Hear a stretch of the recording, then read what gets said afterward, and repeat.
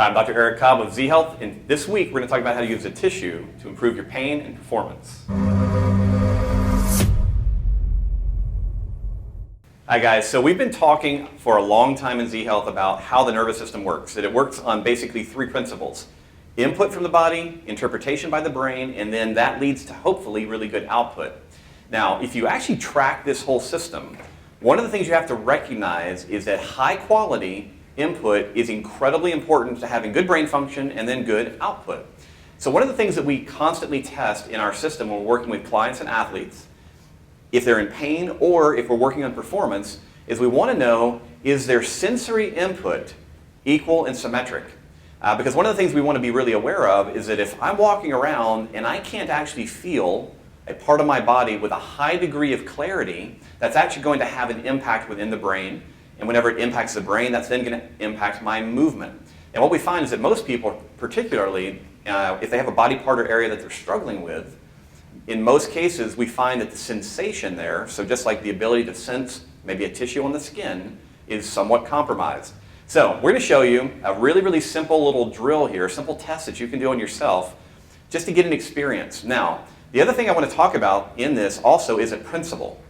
One of the principles that we also talk a lot about is that whenever we are working on the brain, the closer we are to the brain when we apply some kind of stimulus to the body, often the more powerful it is. So what we're going to show you today is how to test sensation on your face, and we're going to see if that improves your pain or your performance. I know it sounds a little bit weird, but we see it all the time. And one of the things that's hard for people to wrap their head around is this seems too simple to work. But the fact is, the nervous system is kind of a closed loop. It needs really good input. If it has lousy input, the decision making and the output is often compromised. The very first thing we have to do is follow the Z Health rules. We need to have you do an assessment. All right? So for me today, I'm going to it's easy to see. I'm going to go back to my typical Scarecrow testing. I'm going to check my shoulder ranges of motion, see how things are feeling. Right now, things are moving pretty well. My right shoulder feels a little tighter than my left. And I'll check a couple of other ranges of motion. Those feel pretty good today. I'm going to go ahead and check my neck range of motion, get an idea how that feels. All right, so for me, the two tightest motions are this and rotating my head to the right. So those are going to be the ones that I'm going to see if they will improve whenever I'm doing this little exercise. Now, you could have tested anything that you want. You can test your shoulders, you could do a forward bend, a big body rotation. If you're really not into flexibility and mobility, you could do a couple push-ups, see how hard they are. It does not matter what performance measure you're using, but I want to make sure that you're doing something physical so that we can do the exercise and then reassess. All right? Now, with that done, what we're going to do is we're going to grab a tissue. Like I said, it doesn't have to be a tissue. It can be a cloth or something, but you want it to be relatively soft, and I do not want you to use your finger. I want it to be something other than your own body. You're then going to divide your face into three areas: your forehead area, your cheek area, and your jawline, and then you're going to split your face in half. All right? Now, with that kind of mental picture, you're going to just simply start a little test. It'll look like this.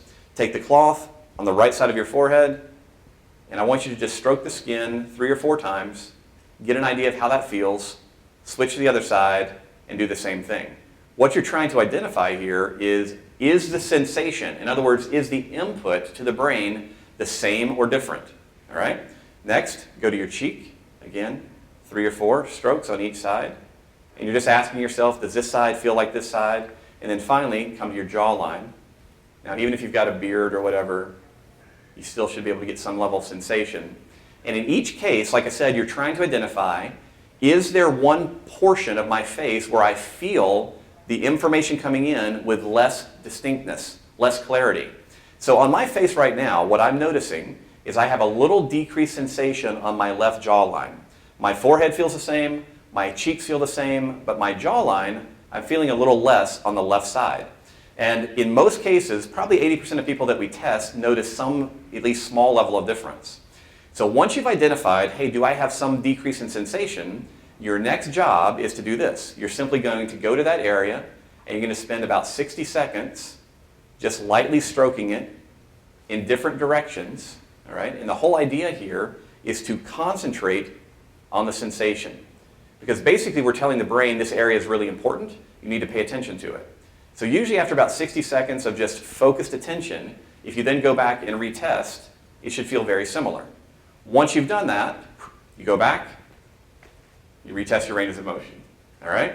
And in my case, obviously, I got a really good improvement in my shoulder.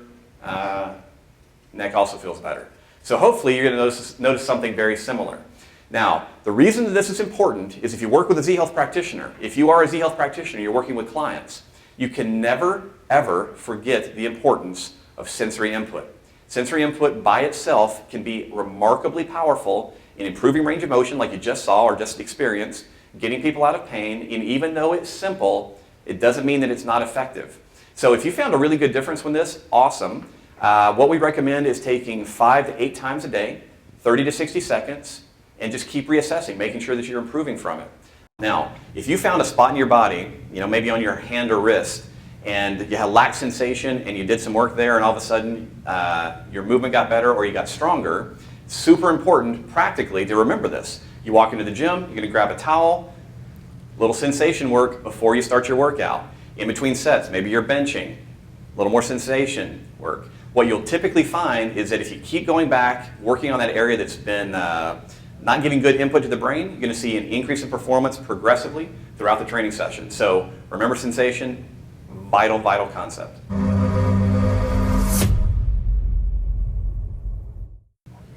Put the other one in your hand and then pull one out.